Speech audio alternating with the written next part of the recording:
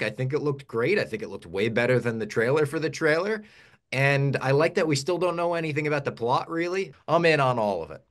Nate Dogg, as a I don't know about a diehard comic book movie guy, but as a legit movie guy, what were your thoughts on seeing Superman? And I mean, Twitter was covered in it this morning with all the reactions and Yeah, takes. I think it looks like ass on a level that would make Kim Kardashian envious. All right, it's the rundown. Thursday, December 19th, 2024. Last rundown of 2024.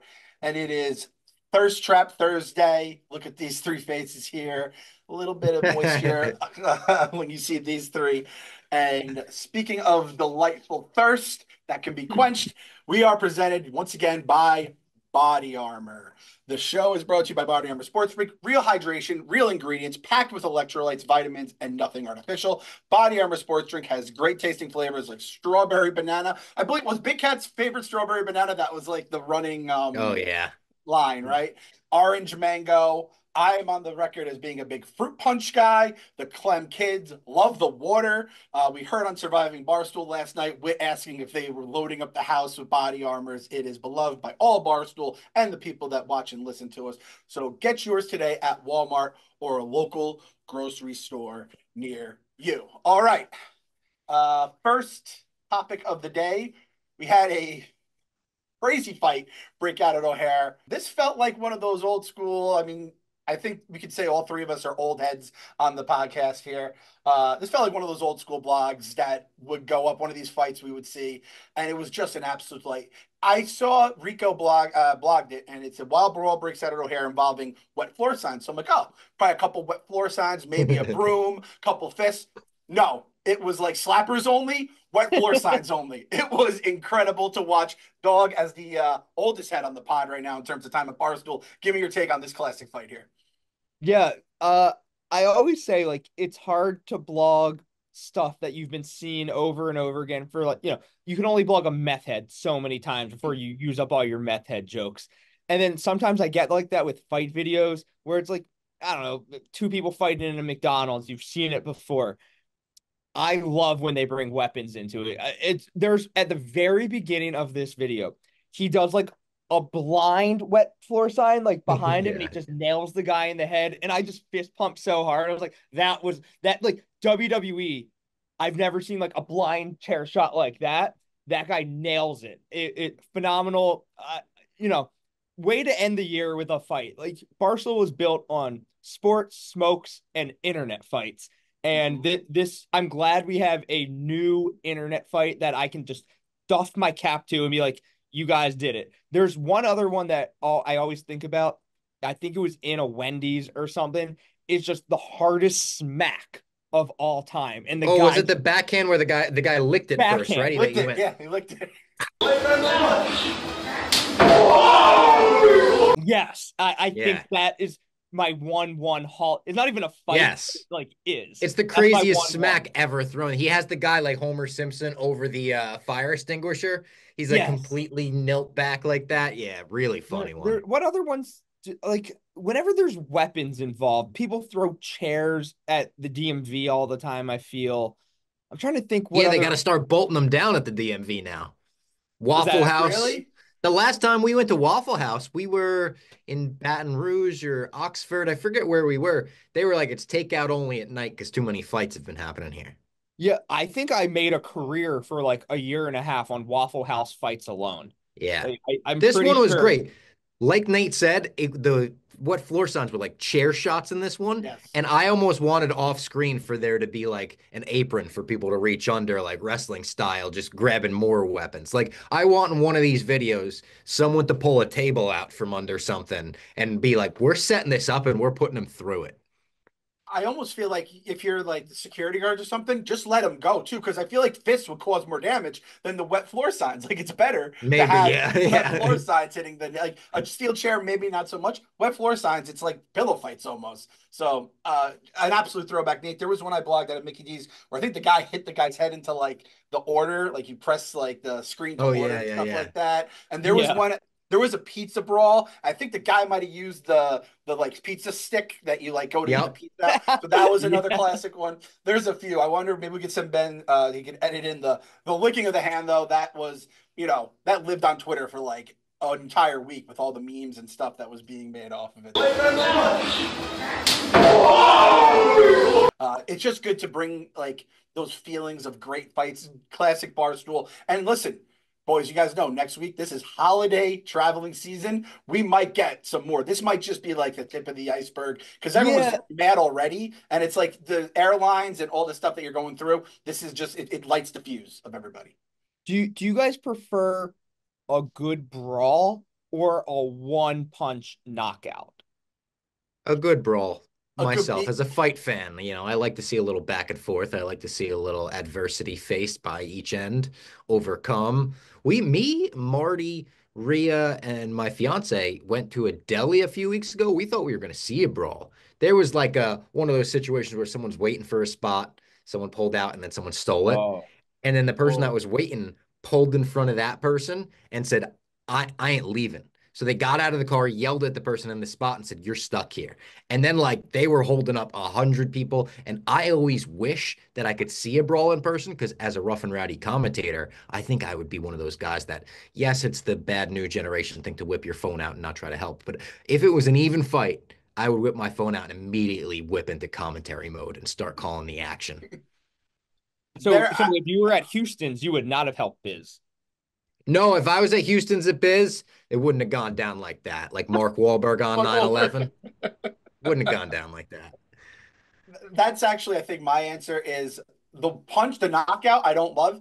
Either give me a good brawl that goes back and forth with some characters or weapons, or give me just the moment, the licking of the hand, the Yeah. using of the crazy weapon. Or I have had a few because I was blogging fights all the time back in the day. When you have a great announcer who's like recording the fight and giving the blow by blow, Yes. but he's better than the fight. Like, give me that over anything else, and that's what makes a fight truly great. Bob, I know obviously you just had started college, you dropped out before Barstool. I imagine in high school you saw some fights, but I mean, Oh as yeah. I was in college for 4 years, we saw like fair share of fights. Actually, my wife for her birthday one year, we went to a bar that was like an old high school bar that we went to just to like have a few drinks, and like the feeling in the air when there's a fight about to break out. And at this point, we're in our 30s, and I'm like, oh my God, I'm in no mood for this right now, Bob. I don't know if you're really ready to Yeah. see a fight break out because it gets a little weird in the air. You don't know what's going to happen when you have a bunch of crazy drunk people Bro, around.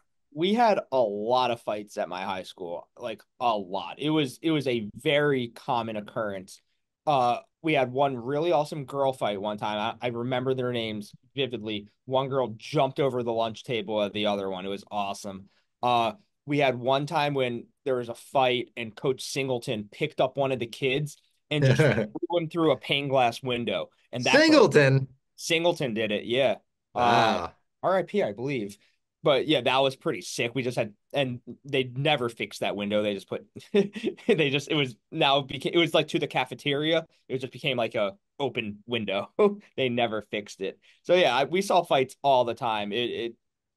It's pretty, seeing a fight in person, you're right. Like it's like a little jarring, but it's also kind of sick. Like you realize like just how violent fights are. It's like pretty Oh gnarly. yeah. Yeah, it's before the storm, you get that uneasy feeling because you feel like something's gonna happen. Then it happens, you're like scared, and then you're just like, "Fuck, this is awesome!" As long as you're nowhere near it or getting Yeah. involved, it's pretty fucking fun. Yeah, I had a girl in high school who used to kick. She was a smoke show too, and she was a wild child. And I still have burned in my memory. She just has this girl's head, has her hair, and just keeps pounding her. And I was like, "Holy shit!" Like I'm terrified of that girl. But she's basically the Gia of Full House, not our Gia. Gia from Yeah. Full Oh, House, the bad girl kind of yeah. thing, which is the opposite of our Gia, who's a very Yeah. social. I was like, RG does not fight.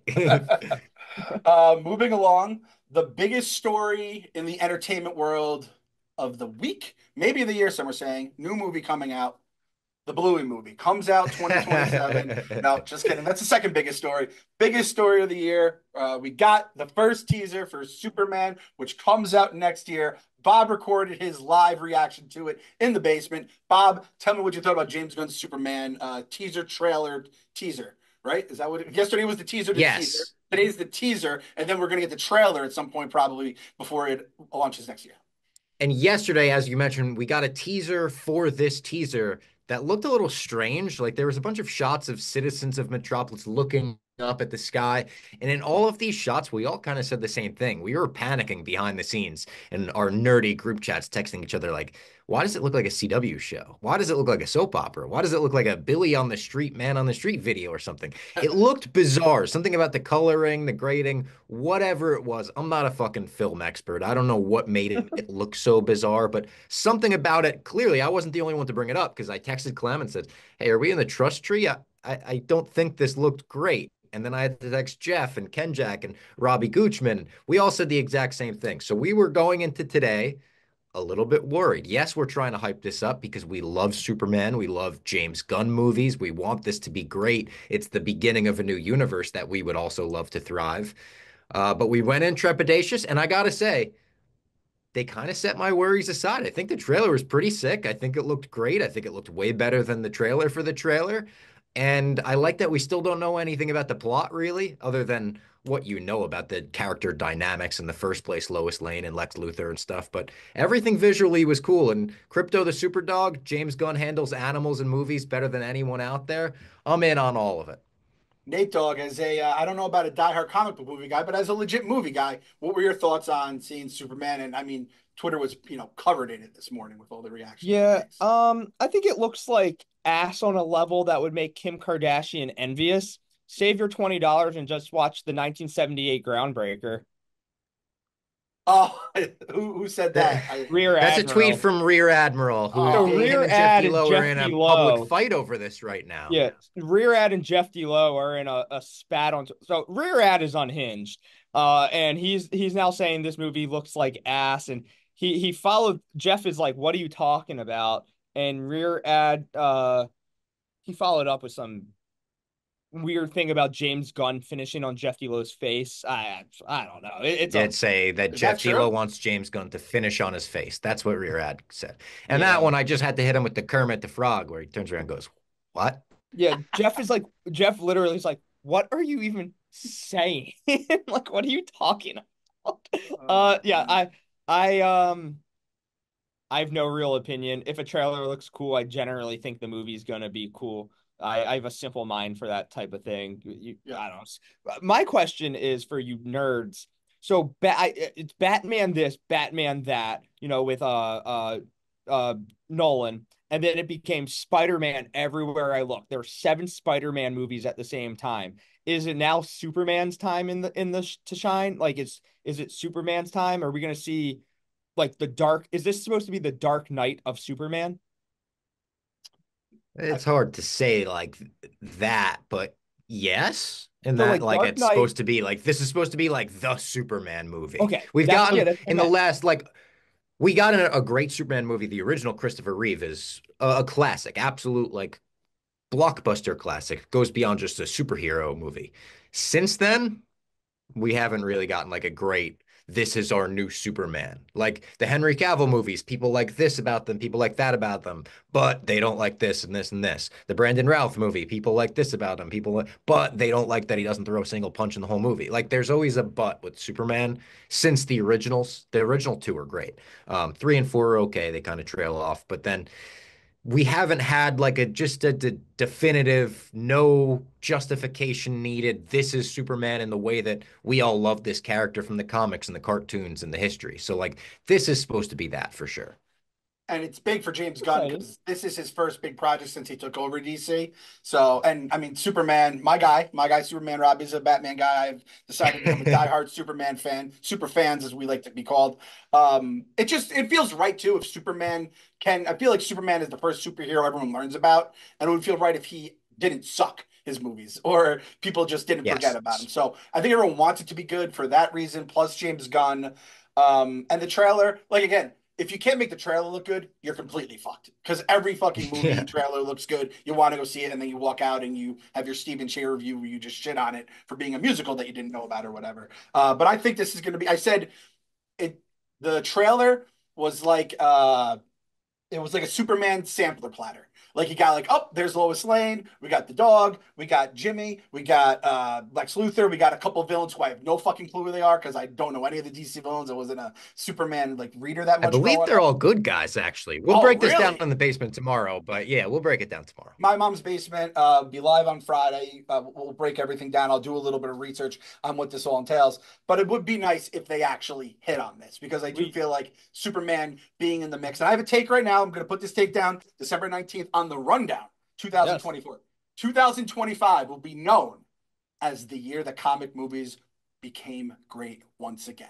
Because we have Uh the Superman movie, Wow. we have the Fantastic Four movie. This is going to lay the base for the next golden age of comic book movies. And if I'm dead wrong, no one will remember in a year. So who gives a I fuck? may I assistant produce something for the basement because I was stunned at what I saw no more than a half hour ago. Tommy Okay. Smokes is a comic book. He reads comic books now, and he was going frame by frame watching the Superman trailer. I think I would like to see Tommy Smokes stop being an alcoholic pervert and jump into the basement. I would love to have Tommy in the basement. We actually talked about it recently because Tommy was like, "You've never had me in the basement," and I was like, "I think we have," and we looked back and we actually haven't. So he is a sneaky Batman fan, Superman fan. Yeah, Tommy in the basement would be good. Executive produced by Nate, of course. I would love it. I had no clue Tommy was a diehard fan until Robbie told me Because you last think week he he's just was an a alcoholic Batman. pervert. Yeah. Yes, of course.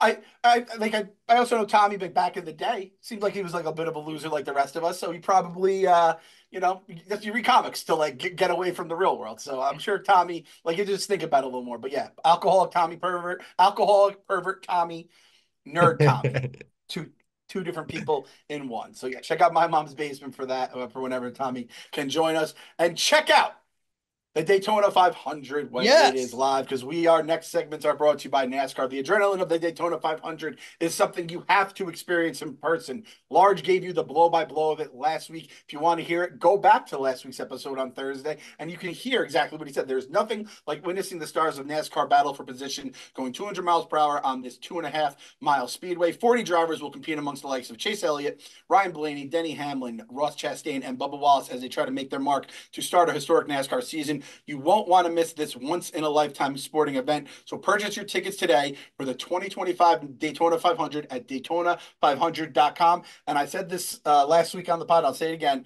When you go to that track, you do feel the history because I did it with the family. We did a tour, and it's like, oh shit, like you've seen some wild stuff go down here. And if they had a couple cars, it was just people.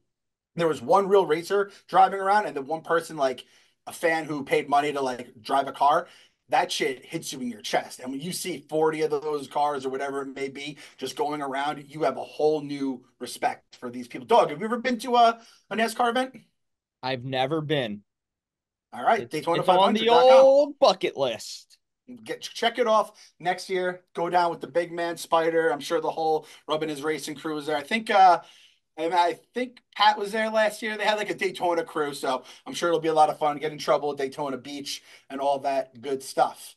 Uh, Last time I was at Daytona, what did we do? We hit the Speedway and hand to God, honest truth, went across the street to a Costco that had opened one day prior, brand new Costco. The whole family, Mama Clem, biggest Costco fan you'll ever meet. So we went across the street, did it there. Takes us into our next topic. Michael Penix Jr. says he was getting a hot dog at Costco when he found out he was named the Falcons' new starting quarterback. An absolutely delightful story for all us Costcoians. I don't even know if we have a name. I I think like Yeah, technically what the that. do you players, guys right? call yourselves?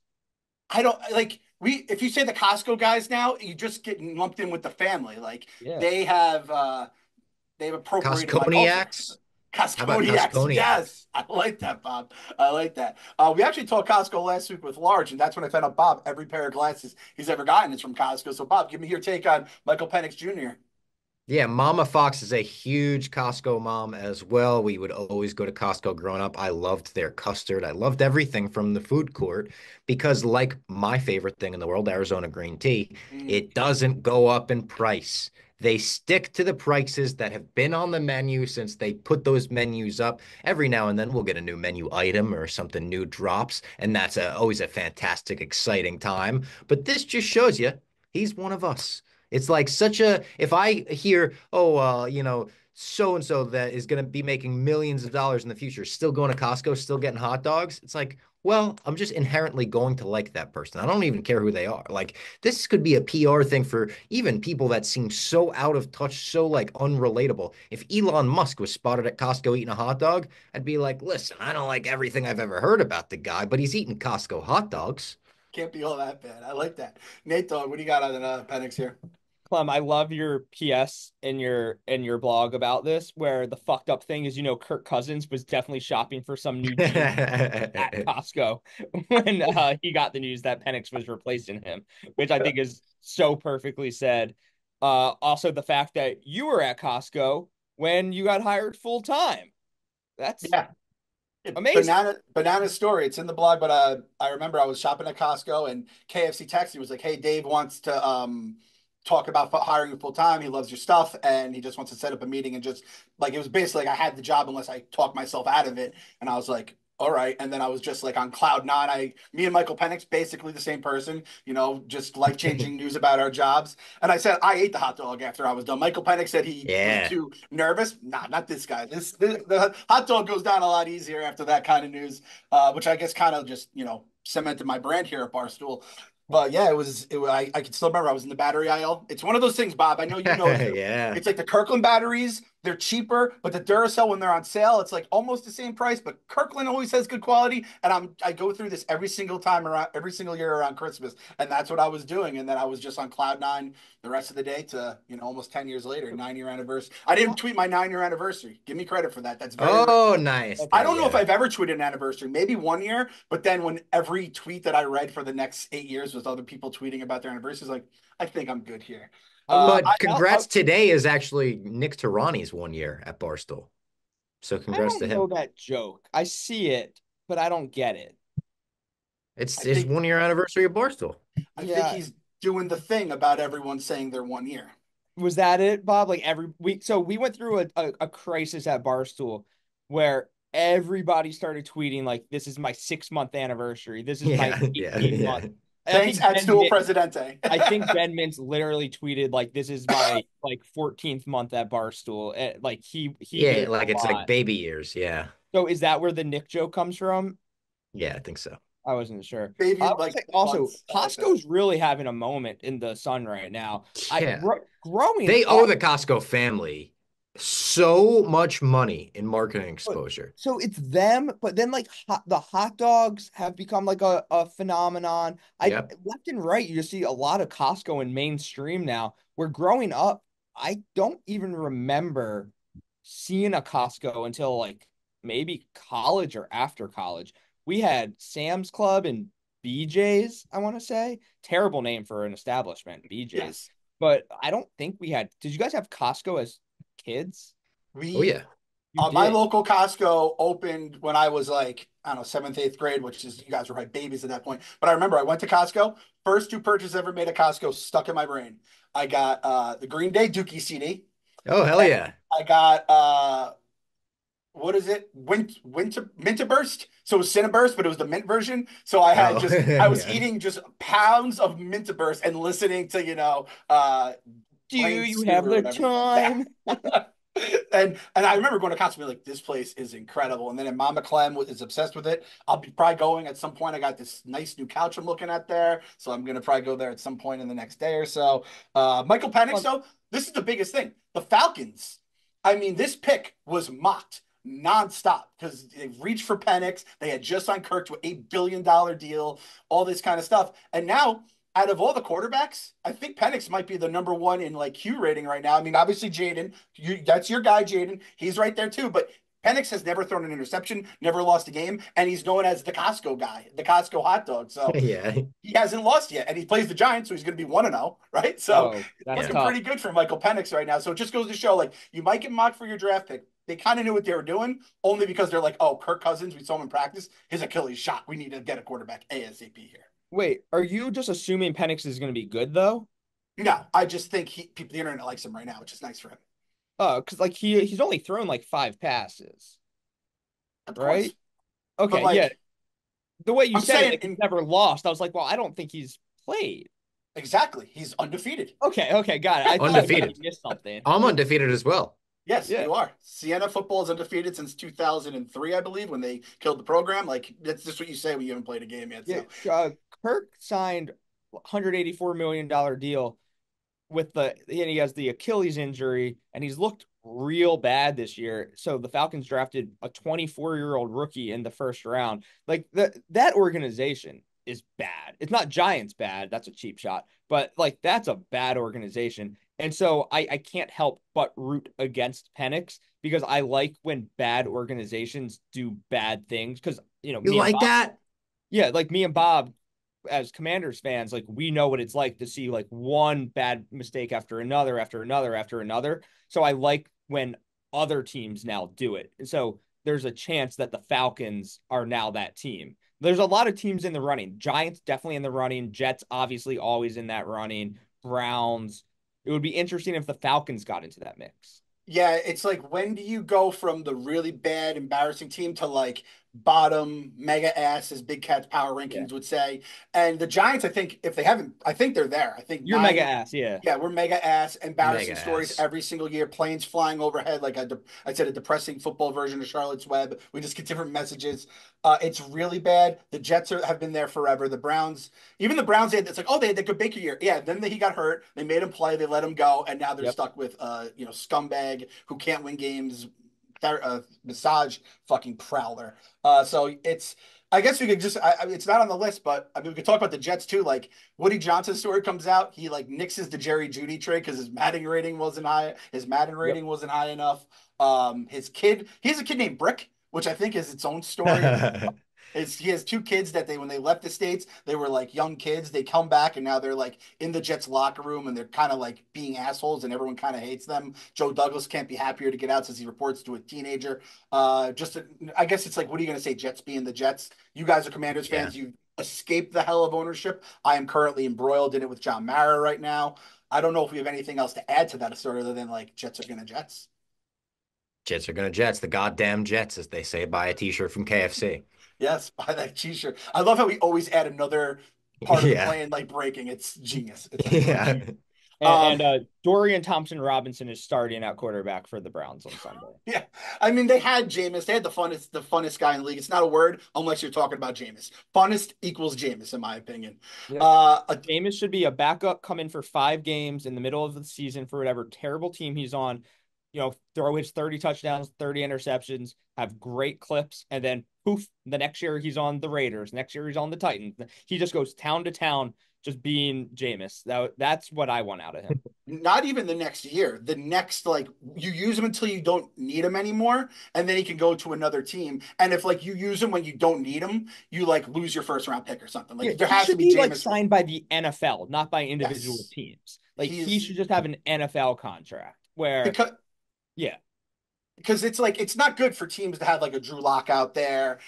Tommy DeVito, that's fine. You have Tim Boyle where it's like so bad it's hilarious. But we have just the bad quarterbacks that aren't even fun. Give me Jameis, who's like the bad quarterback, who's also the good quarterback, who's just the fun quarterback. Like he's yeah. neither. He's just fun. So we got to figure that out. It is such a fucking slam dunk. This is a team that kind of had that definitely had bad ownership. One of the worst in the league that no one really talked about because they're out in Phoenix. Then I didn't know what this guy Matt Ishbia, like he seems like he's like the good new owner. Then he seems like the crazy bad new owner. But this was a good story. Matt Ishbia continues to be on an all-time heater as the Suns owner after announcing a $2 value meal for home games. So it's $2 hot dogs, 16-ounce water, 16-ounce soda, bag of chips, or bag of popcorn. Anywhere from $6.50 to $9 regular price down to $2 rest of the season, giving some fans some cheap eats when they're at the game. Nate Dogg, what do you got on this here? Uh, okay, so Matt Ishbia, is that how you say it? Ishbia? Think so.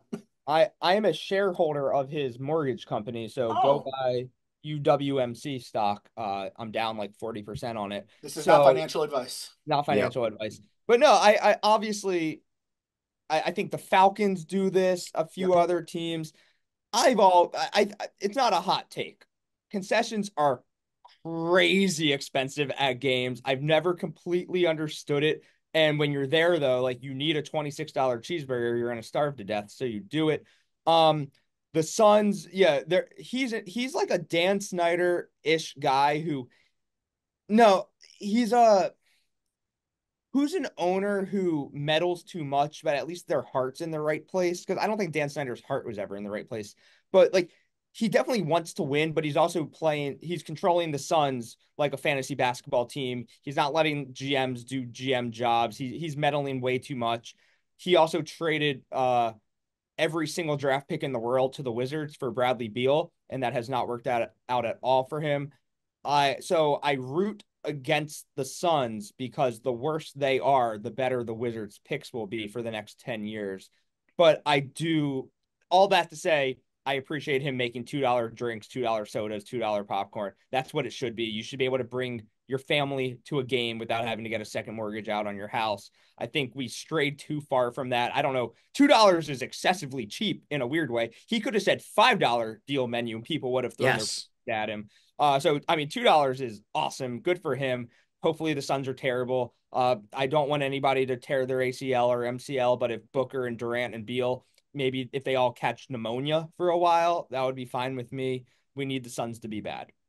Yeah, Or you got maybe the Durant. mumps. What about the mumps from smooching? That Sidney Crosby, if you recall, got the mumps I 5 years remember. ago, whatever. His jaw was out to here. It was Yeah. crazy. Gross Um, stuff.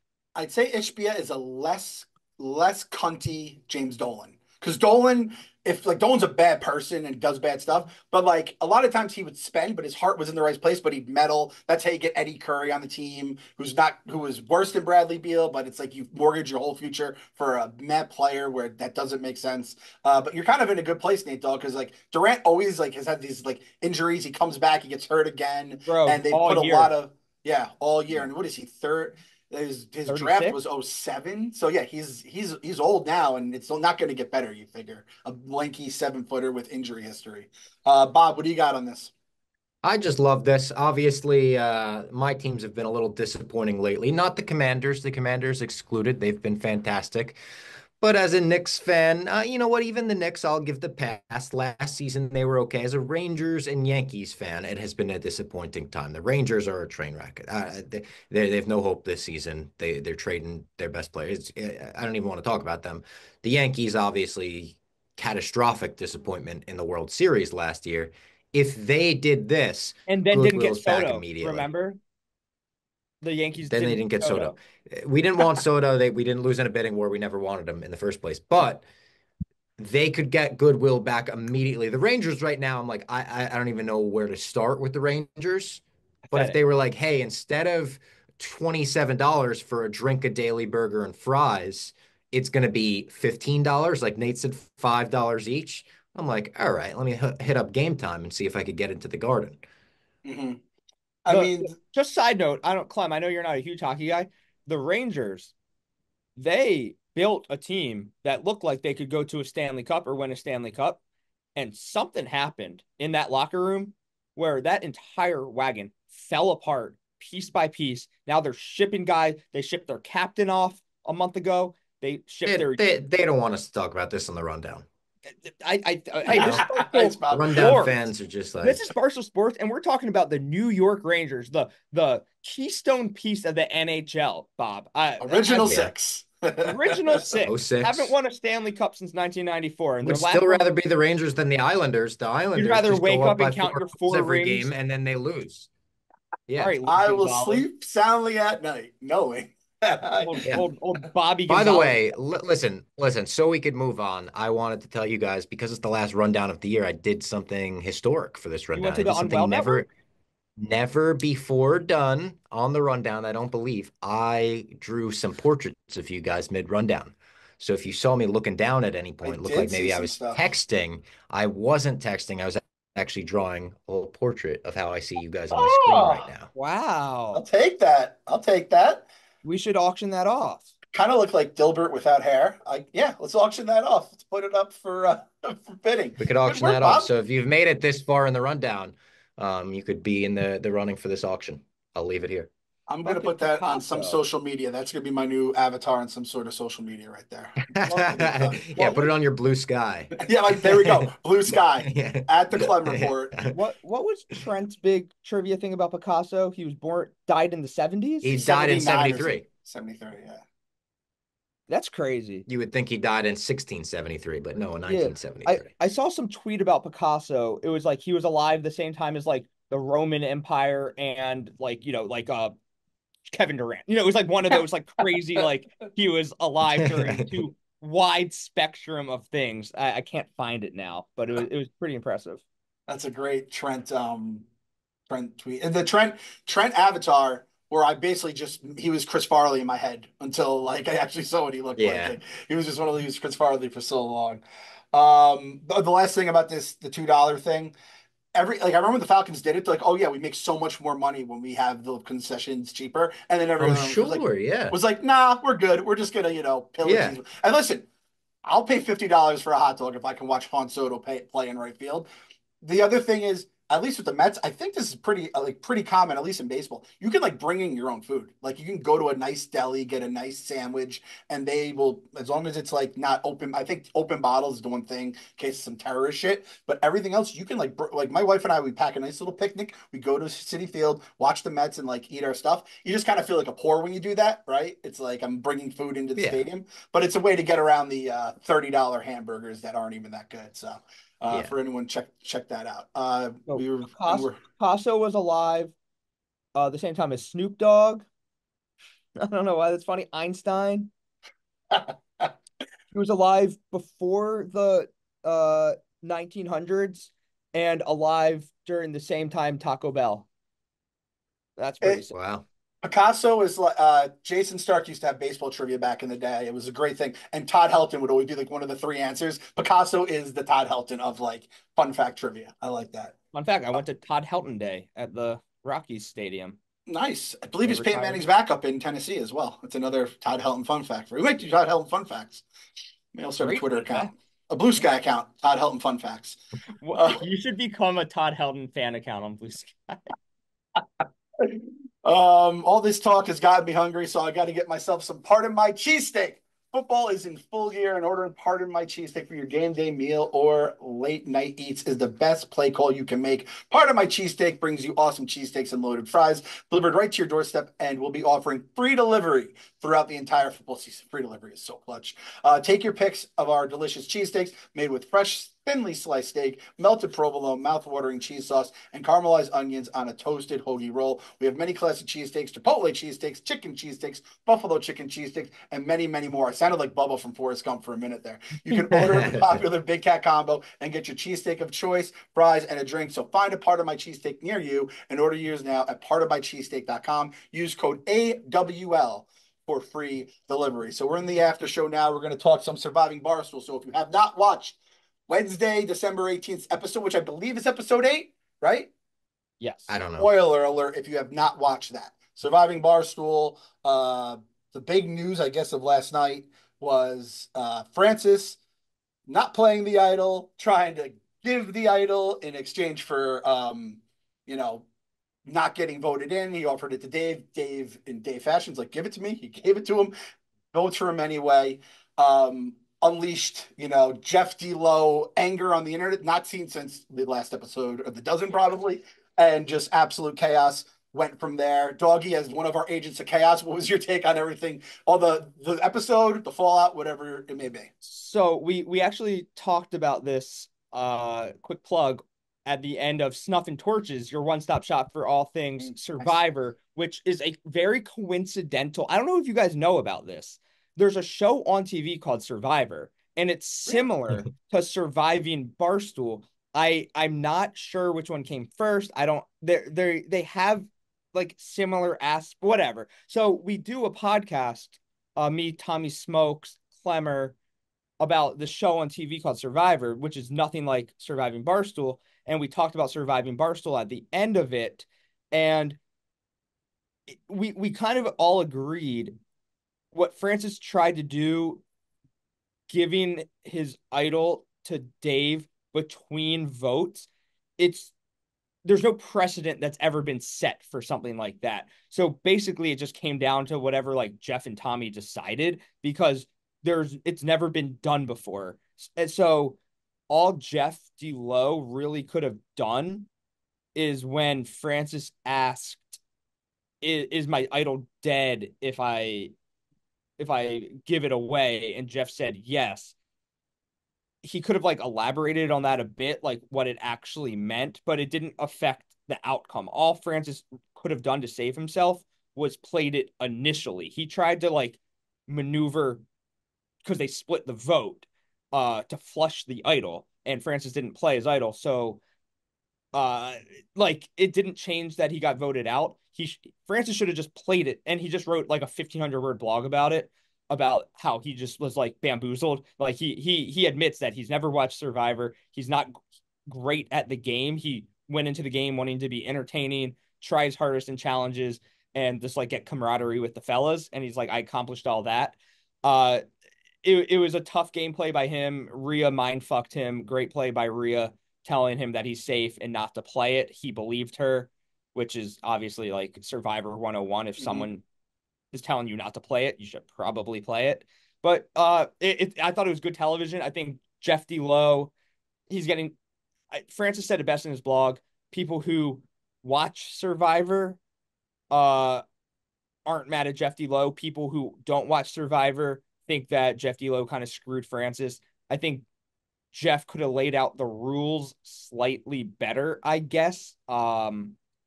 But I think it was all fair.